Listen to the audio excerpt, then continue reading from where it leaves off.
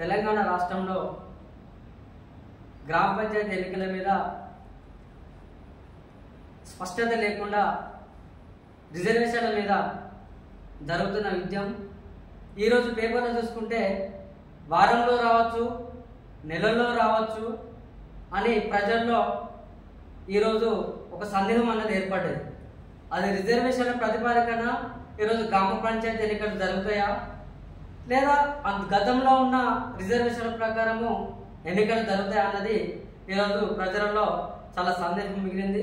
కాబట్టి ఈ రోజున కాకతీయ యూనివర్సిటీ రాజనీతి శాస్త్రం హెచ్ఓడి సంకిన వెంకట్ సారు, రాజకీయ విశ్లేషకుడు మనకు కొంత సమయం ఇచ్చి ఈ రిజర్వేషన్ల మీద జరగబోయే గ్రామ పంచాయతీ ఎన్నికల మీద మన ముందు కొన్ని అంశాలు ఈ ప్రజల్లో ఉన్న సందేహాలు పోవడానికి మనతోటి ముఖాముఖి చర్చించడానికి మన ముందుకు వచ్చేయండి సార్. ధన్యవాదాలు సార్. ఇప్పుడు తెలంగాణ రాష్ట్రంలో గతంలో ఉన్న ఎస్సీ ఎస్టీ రిజర్వేషన్లు స్థానాలు ప్రతిపాదన ఎన్నికలు జరుగుతాయా సార్, లేకపోతే కొత్త రిజర్వేషన్ల ప్రకారం ఎన్నికలు జరుగుతాయి అన్నది వాస్తవం. మీరు చెప్పిన అంశం ఏంటంటే ప్రజల్లో ఈ అంశం మీద చర్చ బాగా జరుగుతూ ఉన్నది. గతంలో ఒక విలేజ్లో ఎస్సీ రిజర్వేషన్ అయింది అనుకోండి, సర్పంచ్ ఎంపీటీసో, ఆ గ్రామంలో మళ్ళీ ఎస్సీ రిజర్వేషన్ అవుతుందా కాదా? గతంలో ఏదైనా విలేజ్లో ఎస్టీ రిజర్వేషన్ అయింది అనుకోండి, బీసీ అయింది అనుకోండి, మళ్ళీ అదే రిజర్వేషన్ కంటిన్యూషన్ అవుతుందా కాదా అన్న అంశం దగ్గర ఈరోజు రాష్ట్ర వ్యాప్తంగా చర్చ జరుగుతూ ఉన్నది. దీనిని క్లారిటీ ప్రజలకు చెప్పాల్సిన అవసరం ఎంతైనా ఉన్నది. ఎక్కడైతే ఆయా గ్రామాలలో ఎస్సీ ఎస్టీ రిజర్వేషన్లు అయినాయో, సర్పంచ్ కావచ్చు, ఎంపీటీసీ కావచ్చు, జెడ్పీటీసీ ఏదైనా చైర్మన్ కావచ్చు, ఎంపీపో జిల్లా పరిషత్ చైర్మన్, మళ్ళీ అదే స్థానానికి సంబంధించిన స్థానాలలో ఎస్సీ అయిన కాడ ఎస్సీ కాదు, ఎస్టీ అయిన దగ్గర మళ్ళీ ఎస్టీ సర్పంచో ఎంపీటీసో జెడ్పీటీసో కాదు, బీసీ అయితే బీసీ జనాభా లెక్కలు ఉండే జనాభా లెక్కలను బట్టి రిజర్వేషన్ తీసే అవకాశం ఉంటుంది. బీసీలు కొంత అయ్యే కాడ కావచ్చు, కానీ ఎస్సీ ఎస్టీ రిజర్వేషన్ అయిన దగ్గర మాత్రం మళ్ళీ ఎస్సీ ఎస్టీ రిజర్వేషన్ అయ్యే అవకాశమే లేదు. దాన్ని 2018లో టీఆర్ఎస్ ప్రభుత్వం చేసిన చట్టాన్ని సవరించడం జరిగింది. 2018లో టీఆర్ఎస్ 10 సంవత్సరాల కంటిన్యూషన్గా రిజర్వేషన్ కోసం చట్టం చేయడం జరిగింది. కానీ కాంగ్రెస్ ప్రభుత్వం వచ్చిన తర్వాత ఆ చట్టాన్ని సవరించింది. ఎక్కడైతే ఎస్సీ ఎస్టీ రిజర్వేషన్ అయినో దాన్నే కంటిన్యూషన్గా కొనసాగదు. అవి ఆ రిజర్వేషన్ల స్థానంలో మళ్ళీ రిజర్వేషన్లు 100% మారే అవకాశం కూడా ఉన్నది సార్. Okay sir. ఇంకోటి ఏంటంటే తెలంగాణ రాష్ట్రంలో మొత్తం ఎన్ని స్థానాలు ఉన్నాయి, ఏ స్థానాల ప్రతిపాదన రిజర్వేషన్ అనేది కేటాయిస్తారు? ఇప్పుడు మనం మొత్తం లెక్కలు చూసుకుంటే తెలంగాణ రాష్ట్రంలో 33 జిల్లాలు ఉన్నాయి. కానీ 33 జిల్లా పరిషత్ చైర్మన్లు ఉండరు, అది గమనించాలి మీరు. మండలాల సంఖ్య చూసుకుంటే కూడా 612 మండలాలు దాకుండా ఈ మధ్యన కొత్త మండలాలు కూడా కొన్ని వచ్చినాయి. మొత్తం మండలాల్లో ఎంపీపీలు ఉన్నారు, జెడ్పీటీసీలు ఉన్నారు. ఎందుకంటే ఇక్కడ మీరు గమనించాల్సిన అంశం ఏంటంటే అర్బన్ సంబంధించిన జిల్లా కేంద్రాలు ఉంటాయి, మండల కేంద్రాలు ఉంటాయి. అర్బన్ సంబంధించిన కొన్ని మున్సిపాలిటీలు ఉంటాయి. మున్సిపాలిటీ కాడ ఎంపీటీసీ స్థానాలు ఉండవు. మున్సిపాలిటీ కాడ 100% ఉన్న మున్సిపాలిటీ కాడ జెడ్పీటీసీ స్థానాలు ఉండవు. ఒక మండల కేంద్రం మున్సిపాలిటీ అయిందనుకోండి, అక్కడ ఎంపీటీసీ స్థానాలు ఉన్నాయి, జెడ్పీటీసీ స్థానాలు ఉన్నాయి. ఆ మండలంలో ఉన్న రూరల్ గ్రామాలకు సంబంధించిన కాడనే ఆ గ్రామాలను కలుపుకునే జిల్లా పరిషత్ స్థానం ఉంటుంది అనే విషయాన్ని మీరు ఇక్కడ స్పష్టంగా గమనించాల్సిన తెలియజేస్తా ఉన్నా.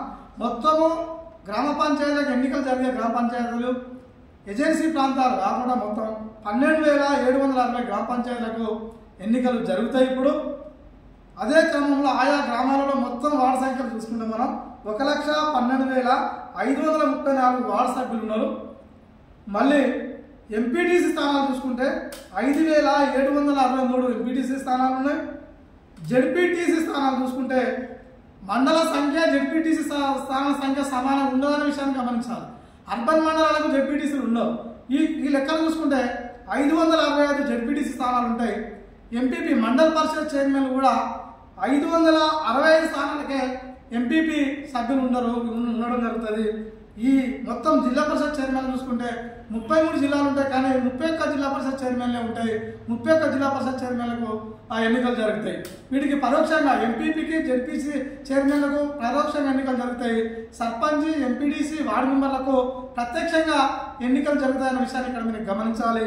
ఈ ప్రాతిపదికన మొత్తం ఈ రాష్ట్రంలో వారంలో లేదా ఈ నెల నెక్స్ట్ అక్టోబర్లో ఎన్నికల నోటిఫికేషన్ 100% వచ్చే అవకాశం ఉన్నది. హైకోర్టు జడ్జిమెంట్ మనం పరిగణలోకి తీసుకుంటే ఎన్నికలకు ఈ ప్రభుత్వం పోయే అవకాశం ఉన్నది. Sir okay sir. Next question ఏంటంటే ఎస్సీ ఎస్టీ బీసీ రిజర్వేషన్ ఏ క్రైటీరియా ప్రకారం కేటాయిస్తారు? ఎస్సీ ఎస్టీ బీసీ రిజర్వేషన్ అనేది ఇది చాలా ప్రజలు అర్థం చేసుకోవాల్సిన అవసరం ఉన్నది. ఇక్కడ మేధావులు కావచ్చు, కొంతమంది రాజకీయ నాయకులు కూడా దీన్ని అర్థం చేసుకోవాలి. కొంతమంది ఎస్సీ ఎస్టీ బీసీ రిజర్వేషన్ ఏ క్రైటీరియా తీస్తారన్నప్పుడు ప్రధానంగా రొటేషన్ సిస్టంలో తీస్తారు ఈ రిజర్వేషన్స్.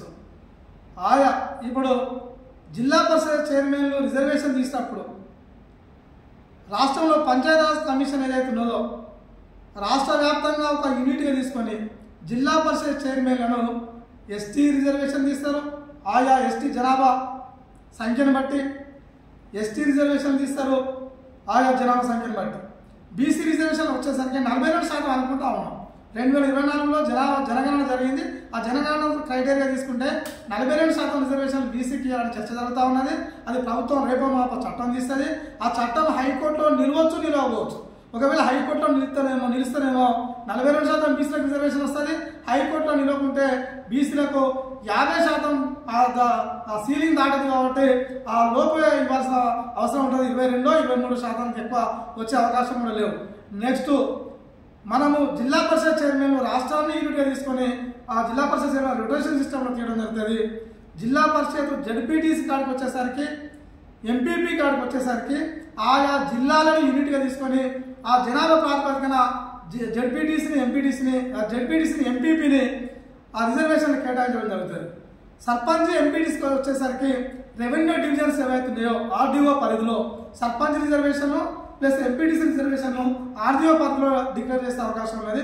వార్డు మెంబర్ల రిజర్వేషన్ మాత్రం ఆయా మండలాలను యూనిట్గా తీసుకొని సర్పంచ్లకు ఎంపీటీసీలకు మండలాన్ని యూనిట్గా తీసుకుంటారు, వార్డు మెంబర్లకు గ్రామాన్ని యూనిట్గా తీసుకుంటారు, జిల్లా పరిషత్ చైర్మన్కు మొత్తం రాష్ట్రాన్ని యూనిట్గా తీసుకుంటారు, జెడ్పీటీసీ ఎంపీపీకి జిల్లాని యూనిట్గా తీసుకుంటారనే విషయాన్ని గమనించాలి. వార్డు మెంబర్లకు గ్రామాన్ని యూనిట్గా తీసుకొని ఆయా గ్రామంలో మొత్తం వార్డు మెంబర్ల సంఖ్య ఎంత పోయినసారి ఎస్సీ ఎస్టీ ఎన్ని అనే ఆ తర్వాత రొటేషన్ సిస్టంలో మారడం జరుగుతుంది. అదే క్రమంలో సర్పంచ్ కాడికి వచ్చేసరికి మండలాన్ని యూనిట్గా తీసుకుంటారు కాబట్టి ఆయా గ్రామంలో పోయినసారి ఎస్సీ ఎస్టీ రిజర్వేషన్లు ఏ గ్రామాలకైనా ఆ గ్రామాలను పక్కన పెట్టి ఆ తర్వాత జనసంఖ్య ఎస్సీ ఎస్టీ జనసంఖ్య ఇవ్వాలి ఏ గ్రామాలు అయితే ఎక్కువ ఉంటాయో ఆ రొటేషన్ సిస్టంలో ఆయా గ్రామాలకు రిజర్వేషన్ అనేది షిఫ్ట్ కావడం జరుగుతుంది. నువ్వు జడ్పీటీసీ ఎంపీపీ కాడికి వస్తే గతంలో SC ST reservation ZPTC MPP ఏ మండలాలు అయినాయో ఆ మండలాలను పక్కన పెడతారు. ఆ తర్వాత ఎస్సీ ఎస్టీ జనాభా ఏ మండలాలు ఎక్కున్నాయో ఆ మండల రిజర్వేషన్ షిఫ్టింగ్ అవుతుంది. ఈ విధంగా రొటేషన్ సిస్టంలో రాష్ట్ర వ్యాప్తంగా అది గ్రామ పంచాయతీ యూనిట్గా తీసుకుంటే వార్డు మెంబర్ల రొటేషన్ సిస్టమ్, మండలాన్ని యూనిట్గా తీసుకున్నప్పుడు ఎంపీటీసీ సర్పంచ్లకు రొటేషన్ సిస్టమ్, జిల్లాను యూనిట్గా తీసుకున్నప్పుడు ఎంపీపీలకు జెడ్పీటీసీలకు రొటేషన్ సిస్టమ్, రాష్ట్రాన్ని యూనిట్గా తీసుకున్నప్పుడు జిల్లా పరిషత్ చైర్మన్లకు రొటేషన్ సిస్టమ్ తీసుకునే ఈ రకంగా ఎస్సీ ఎస్టీ రిజర్వేషన్ కంప్లీట్ ఇప్పుడు మారుతాయి, కొత్త రిజర్వేషన్లు వస్తాయి.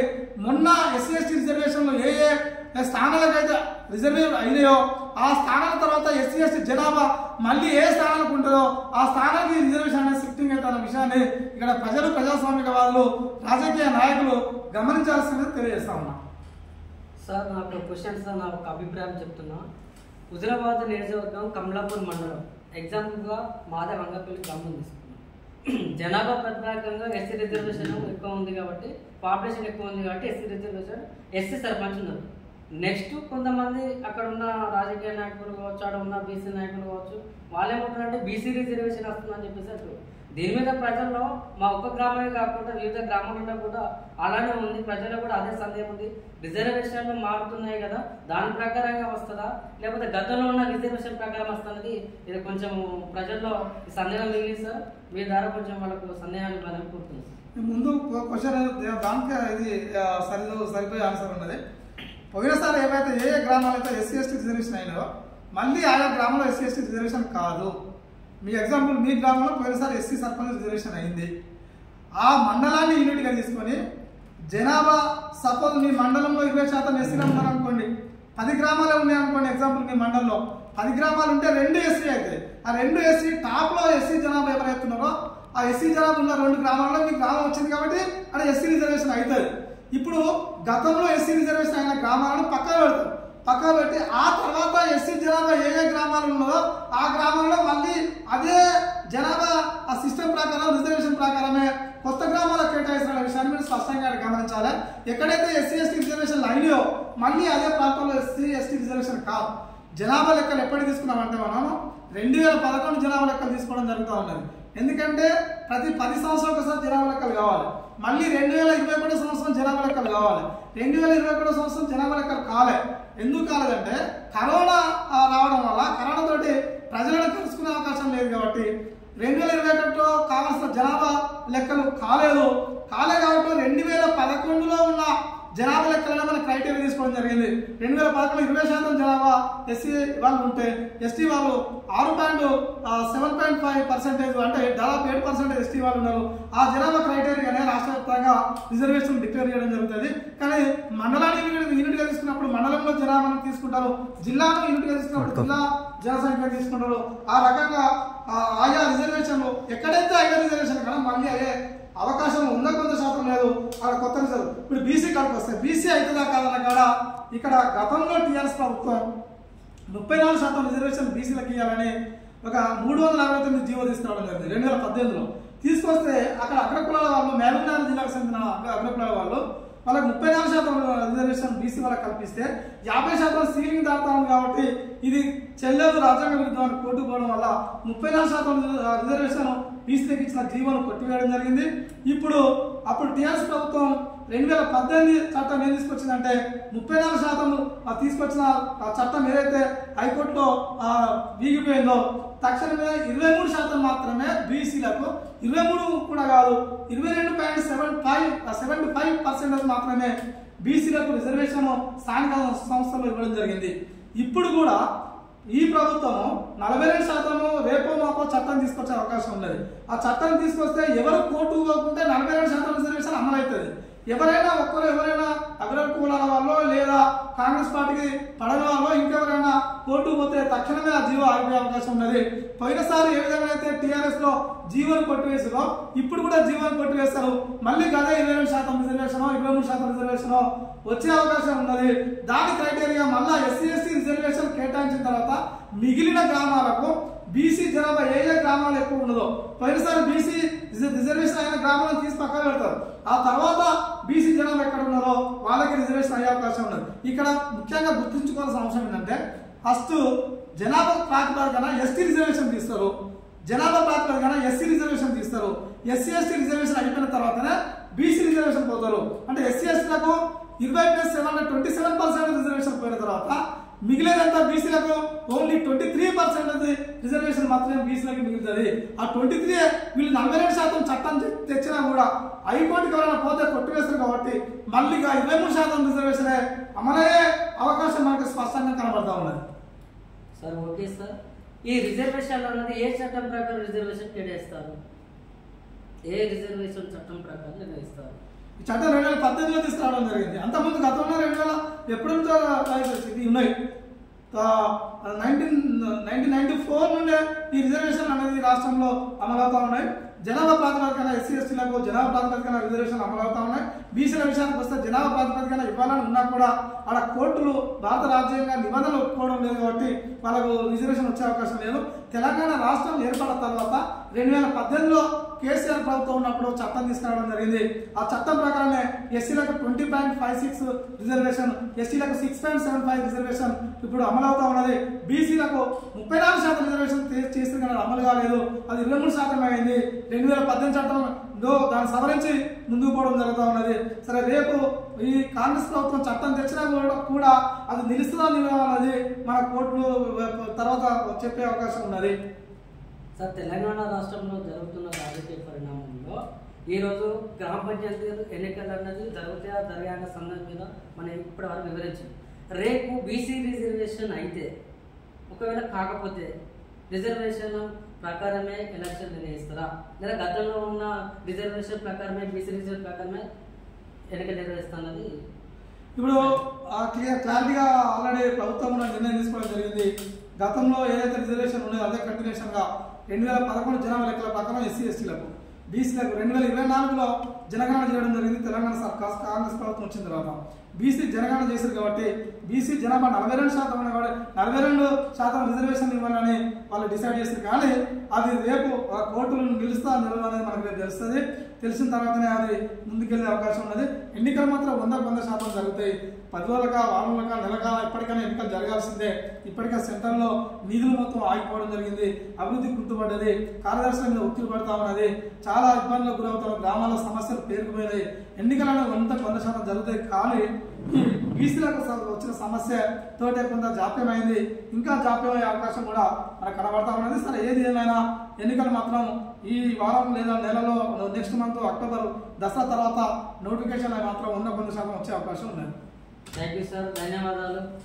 మీరు ఏదైతే ఈ గ్రామం మీద ఉన్న రిజర్వేషన్ల మీద ఉన్న నేటు జరగబోయే రిజర్వేషన్ కావచ్చు, ఎన్నికలు కావచ్చు, దాని మీద చాలా అద్భుతంగా మీరు వివరించినందుకు ప్రజలకు కావచ్చు, రాజకీయాలకు కావచ్చు, యువత కావచ్చు, వాళ్ళందరికీ ఒక మంచి సందేశం ఇచ్చినందుకు ధన్యవాదాలు సార్. ఓకే, నమస్తే. ఓకే.